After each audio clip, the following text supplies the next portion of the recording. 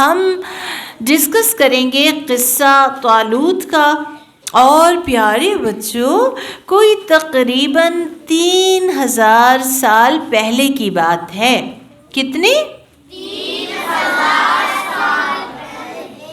ٹھیک ہے، آپ غور سے سنیں گے نا بالکل خاموشی سے، تو آپ کو بڑا مزہ آئے گا، اور آپ کو جناب انفارمیشن بھی ملے گی، اور انفارمیشن بھی کس کی ہے؟ اللہ سبحانہ تعالیٰ کی دی ہوئی۔ کہاں پہ لکھی ہے؟ قرآن عظیم میں لکھی ہے، اور ہم اس سے لیسن بھی لرن کریں گے۔ ٹھیک ہے، 3000 years ago مصر اور فلسطین کے درمیان میں ایک قوم آباد تھی، اس کا نام تھا عمالقہ۔ کیا نام تھا؟ عمالقہ۔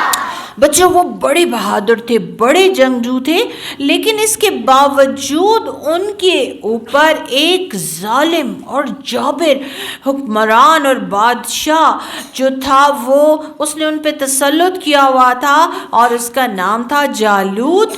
اور یہ فزیکلی بڑا اسٹرانگ تھا، جسمانی طور پہ بہت طاقتور تھا، اور اس نے کیا کیا کہ اتنے بہادر لوگوں کو جو بنی اسرائیل کے تھے ان کو اوور کم کر لیا، اور جناب ان کے اوپر غلبہ پا لیا، ان کو مغلوب کر کے اپنا قیدی بنا لیا، اور ان کی جو آبادیاں تھیں ان پہ تسلط جما لیا۔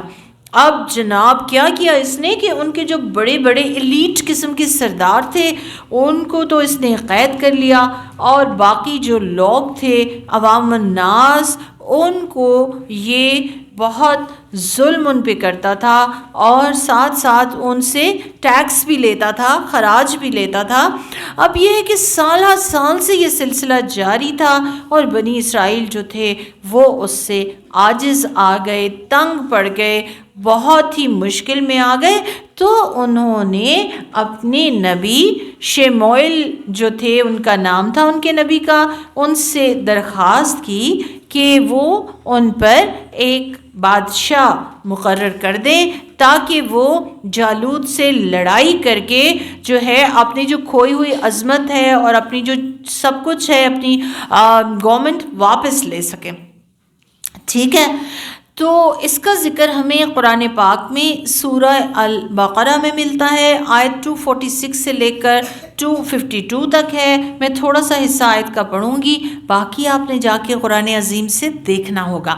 ٹھیک ہے، اللہ سبحانہ و تعالیٰ فرماتے ہیں أَلَمْ تَرَ إِلَى الْمَلَإِ مِن بَنِي إِسْرَائِيلَ مِن بَعْدِ مُوسَىٰ، کیا تمہیں بنی اسرائیل کی اس جماعت کا حال معلوم ہے جو کہ موسیٰ علیہ السلام کے بعد کیا ہوا؟ اذ قالوا، جب انہوں نے کہا، کس سے؟ لِنَبِيٍّ لَّهُ مُبْعَثْ لَنَا مَلِكًا، اپنے نبی سے کہا کہ ہمارے لیے کوئی ایک بادشاہ مقرر کر دیجئے، نقاتل فی سبیل اللہ، تاکہ ہم قتال کریں اللہ کے راستے میں اس کی قیادت کے اندر۔ تو اب جناب جو پیغمبر تھے وہ انہوں نے کہا کہ ممکن ہے کہ جہاد فرض ہونے کے بعد تم جہاد نہ کرو، پھر تم قتال سے بھاگ جاؤ۔ تو انہوں نے کہا بھلا ہم اللہ سبحانہ و تعالیٰ کے راستے میں کیوں نہ جہاد کریں گے، جبکہ ہم تو اپنے گھروں سے اجاڑ دیے گئے ہیں اور اپنے بچوں سے دور کر دیے گئے ہیں۔ اب جب انہوں نے یہ دعا مانگی پیغمبر کی زبانی تو ان کی دعا قبول ہو گئی اور ان پہ جہاد فرض ہوا۔ تو بچوں سوائے تھوڑے لوگوں کے سب اپنے فیصلوں سے بدل گئے، اور اللہ سبحانہ و تعالیٰ ظالموں کو خوب جانتا ہے۔ یہ ترجمے کی کچھ عبارت تھی، تھوڑی تھوڑی میں نے آپ کو ایکسپلین کر کے بتائی ہے۔ سورہ البقرہ آیت 246 ہے۔ اب بچوں جب یہ قوم کا جو مطالبہ تھا کہ ہم جنگ لڑنا چاہتے ہیں، اس ظالم سے ہم نجات چاہتے ہیں، تو ان کے جو نبی تھے انہوں نے اللہ سبحانہ و تعالیٰ سے جب رجوع کیا اور دعا کی، تو اللہ سبحانہ و تعالیٰ نے ان کی دعا کو قبول کر لیا، ان کی درخواست کو منظور کر لیا، اور ان کے لیے ایک بادشاہ جو کہ انہوں نے مانگا تھا وہ مقرر کیا، اس کا نام تھا طالوت۔ کیا نام تھا؟ اللہ سبحانہ و تعالیٰ نے اس سے جسم بھی بڑا قوی دیا تھا، اور قرآن کہتا ہے کہ جسم اور علم میں اس کو قوت دی گئی تھی، یعنی اس کے پاس علم بھی بہت اچھا سا تھا۔ اب بنی اسرائیل نے جب طالوت کا نام سنا تو وہ ایسے بڑی بڑی شکلیں بنانے لگے، منہ بنانے لگے. انہوں نے کہا یہ بندہ یہ تو غریب سا ہے، یہ ہمارا بادشاہ بنے گا، اس کے پاس تو دولت بھی نہیں ہے اور ہمارے پاس تو اس سے بہتر پیسے ہیں. تو نبی نے، ان کے جو نبی تھے، انہوں نے انہیں بتایا کہ یہ تو اللہ سبحانہ و تعالیٰ کا فیصلہ ہے، اور اس کا جو ثبوت ہے، ان کی تسلی کے لیے انہوں نے بتایا اس کا ثبوت یہ ہے کہ تمہارے متبرکات جو کھو چکے ہیں، تمہارا تبرکات والا جو صندوق کھو چکا ہے. تبرک اس میں کیا تھا؟ حضرت موسیٰ علیہ السلام اور حضرت ہارون علیہ السلام کی کچھ نشانیاں تھیں جسے یہ اپنے لیے باعث برکت سمجھتے تھے، وہ ان سے گم ہو گیا تھا. تو ان کے نبی نے بتایا کہ وہ صندوق تمہیں واپس مل جائے گا، اور وہ اس طرح سے ملے گا کہ فرشتے اسے اٹھا کے لائیں گے. یعنی ان کو یقین دلانے کے لیے کہ یہ اللہ تعالیٰ کا فیصلہ ہے، طالوت کو آپ کا جو بادشاہ مقرر کیا گیا ہے. خیر، اب وہ مانے اور طالوت کی قیادت میں جو تھے وہ آگے بڑھے تاکہ وہ جنگ کر سکیں جالوت کے ساتھ، جو کہ ایک ظالم بادشاہ تھا. تو اس وقت ان کے نبی نے کہا سنو، اللہ سبحانہ و تعالی تمہیں ایک نہر سے آزمانے والا ہے، یعنی اب تمہارا ایگزام ہوگا، اللہ سبحانہ و تعالیٰ تمہیں ایویلویٹ کریں گے.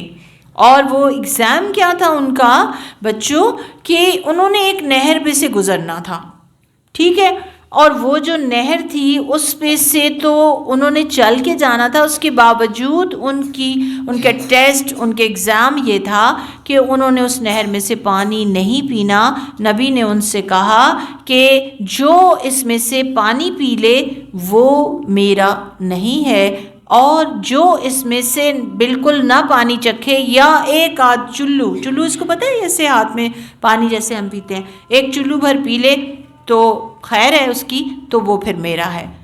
تو بچوں یہ بہت زیادہ لوگ تھے، 10,000 20,000 کے راؤنڈ اباؤٹ مختلف روایات میں ملتا ہے. تو ان میں سے سوائے 313 کے 313 کے باقی سب نے خوب مزے سے پانی پیا. اور یہ نہر کون سی تھی؟ یہ اردن اور فلسطین کے درمیان ہے. اب باقی جو تھے نا بچوں، وہ ایکچولی جالوت کو دیکھ کے ڈر گئے اور روب میں آ گئے تھے. وہ 6 فٹ اونچا تھا اور اس کے سر پہ پیتل کا خود تھا اور پیتل کی زرہ بھی تھی، اس کی ٹانگوں پہ بھی ساخ پوش تھے پیتل کے، مطلب بہت ہائی کوالٹی، بہت زیادہ جس کو کہتے ہیں پریشیس، اور یعنی اس کا گیٹ اپ بھی بہت اچھا تھا، وہ امیر بھی بہت تھا، اس کا روب داب بھی بڑا تھا. تو وہ کہنے لگے کہ ہم تو اس سے لڑنے کی طاقت ہی نہیں رکھتے، ہمارے اندر تو پاور ہی نہیں ہے، ہم تو اس سے لڑ ہی نہیں سکتے. حالانکہ یہ فرمائش تو انہوں نے خود کی تھی نا اپنے نبی سے، ہے نا. تو جناب یہ جو 313 رہ گئے تھے نا جنہوں نے پانی نہیں پیا تھا، یہ ڈیفرنٹ تھے اور یہ بالکل بھی نہیں ڈرے. اور جناب انہوں نے کہا کہ بعض اوقات اللہ سبحانہ و تعالیٰ کے حکم سے چھوٹی جماعت، تھوڑے لوگ زیادہ لوگوں پہ غالب آ جاتے ہیں، کیونکہ انہیں پتا تھا کہ اصل حکم تو اللہ سبحانہ و تعالیٰ کا چلتا ہے. یہ جو ان کے اندر یقین تھا نا بچوں، اس نے ان کے اندر ایک نئی روح پھونک دی، ان کو پاورفل کر دیا، ہمت ان کی جوان کر دی. اور بچوں انہوں نے جنگ کرنے سے پہلے اللہ سبحانہ و تعالیٰ سے بڑی خوبصورت دعا کی. اور اللہ سبحانہ و تعالیٰ سے دعا کیسے کی؟ ربنا افرغ علینا صبرا وثبت اقدامنا وانصرنا علی القوم الکافرین. اے ہمارے رب، ہم پہ صبر کا فیضان کر دے اور ہمارے قدم جما دے اور ہمیں کافر قوم پہ نصرت عطا فرما. تو پیارے بچوں، اللہ سبحانہ و تعالیٰ نے ان کی دعا کو سنا اور اس جنگ میں وہ جیت گئے. اتنے تھوڑے تھے حالانکہ، پھر بھی وہ جیت گئے، اور جالوت جس سے باقی لوگ ڈر رہے تھے وہ مارا گیا اور سارے کے سارے جالوتیوں کو شکست ہوئی.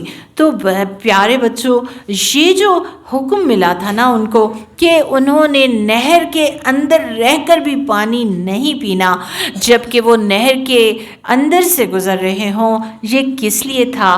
تاکہ وہ اپنا سیلف کنٹرول جو ہے اس کو پاورفل کر لیں، اپنے نفس پہ قابو پانا سیکھ لیں، اور اس کے ساتھ ساتھ اپنے امیر کی اطاعت سیکھ سکیں اور وہ ان کو پریکٹس کرائی جائے۔ اور یہ دونوں چیزیں ایسی ہیں بچوں، سیلف کنٹرول اور امیر کی اطاعت، جو انسان کو کامیابی عطا کرتی ہیں۔ اور یہ اس لیے بھی تھا امتحان ان کا، تاکہ کھرا اور کھوٹا الگ ہو سکے، کیونکہ بچوں بعض اوقات ہم بہت سی باتیں بڑے بڑے دعوے کرتے ہیں، لیکن جب موقع آتا ہے تو پھر ہم سے وہ کام نہیں ہوتا۔ لیکن جو بندہ اپنے قول کا پکا ہوتا ہے اور سوچ سمجھ کے زبان سے بات نکالتا ہے تو پھر وہ ڈٹ جاتا ہے، اور اگر اسے مشکل لگ رہی ہو تو وہ اللہ سبحانہ و تعالیٰ سے دعا کر لیتا ہے۔ اور ویسے بھی بچوں، جو شخص سیلف کنٹرول نہیں کر سکتا، ایک پانی پینے سے اپنے آپ کو نہیں روک سکتا، وہ جنگ میں کیسے ثابت قدم ہو سکتا ہے؟ تو اس لیے ان کو یہ سب پریکٹس کرائی گئی تھی۔ تو پیارے بچوں، آج کی اس قرآن سٹوری میں جو بہت سٹرونگ اور بہت زبردست سٹوری ہے، آج ہم نے یہ سیکھا کہ ہم نے اپنی سیلف کنٹرول کی پریکٹس کرنی ہے۔ یہ نہیں ہے کہ تھوڑی سی تکلیف پہ ہم بھاں بھاں کرنا شروع کر دیں اور سب کو بلا لیں کہ بڑی تکلیف ہو گئی ہے۔ یہ سیلف کنٹرول ہے، آپ کو تکلیف ہے لیکن آپ اس کا واویلا نہیں مچاتے۔ آپ کو کوئی چیز چاہیے، آپ کا بہت دل کر رہا ہے، آپ کو پیاس لگی ہے، آپ پانی پینا چاہتے ہیں، بٹ آپ نے روزہ رکھا ہوا اللہ تعالیٰ کے لیے، تو آپ سیلف کنٹرول کرتے ہیں۔ آپ ہر ایک کو نہیں کہتے ہائے روزہ بڑا مشکل ہے، ہائے بڑی پیاس لگی ہے، ہائے میں روزہ توڑنے لگا ہوں۔ No, this is against self control. Self control یہ ہے کہ ہم اپنے آپ کو اندر ہی تھام لیں اور زبان سے کوئی ایسی بات نہ کریں۔ ٹھیک ہے بچوں؟ اور جناب دوسری چیز کیا ہے؟ امیر کی اطاعت، جس کو ہم بڑا سمجھتے ہیں۔ جیسے آپ کے گھر میں آپ کے والدین بڑے ہیں، آپ نے ان کی بات ماننی ہے اور استاد کی بات ماننی ہے۔ جہاں بھی کہیں ہم کام کریں تو جو بھی ہمارا ذمہ دار شخص ہو، امیر ہو، اس کا کہنا ماننا، یہ بچوں ڈسپلن کا تقاضا ہے۔ اور ڈسپلن کے بغیر کوئی بندہ بھی کامیاب نہیں ہو سکتا اور کوئی قوم بھی کامیاب نہیں ہو سکتی۔ ان ڈسپلن لوگ فضول ہوتے ہیں۔ تو ہم نے اپنے آپ کو ڈسپلنائز کرنا سیکھنا ہے، اور سب سے اہم بات یہ ہے کہ جہاں بھی ہمیں مشکل لگے کہ مجھ سے نہیں ہو رہا، میں نہیں کر سکتی، اللہ سبحانہ تعالیٰ سے مدد مانگنی ہے بچوں۔ اللہ سبحانہ تعالیٰ ہمیں پاور دے سکتے ہیں، اللہ سبحانہ تعالیٰ ہمیں سب کچھ دے سکتے ہیں، اللہ سبحانہ تعالیٰ کے پاس بہت سے خزانے ہیں ہر چیز کے، بس ہم مانگنے والے بنیں تو اللہ سبحانہ تعالیٰ ہمیں ضرور عطا کریں گے۔ ٹھیک ہے بچوں؟ تو آج کی سٹوری جو ہے وہ ہماری سیلف گرومنگ کے لیے بڑی امپورٹنٹ ہے، کہ ہم نے آج جو سٹوری قرآن سے سیکھی ہے، لرن کی ہے، اس سے جو سبق ہمیں ملے ہیں ان کو ہم نے اپنی زندگی کا حصہ بنانا ہے، اور ہم نے ایسا بننا ہے کہ جو ایک ڈسپلنڈ انسان ہو، سیلف کنٹرول رکھتا ہو، اور مشکل میں در پہ جانے کی بجائے اپنے رب سے مدد مانگے، تو انشاءاللہ تعالی ہم اچھے انسان بن سکتے ہیں اور کامیاب انسان بھی بن سکتے ہیں انشاءاللہ۔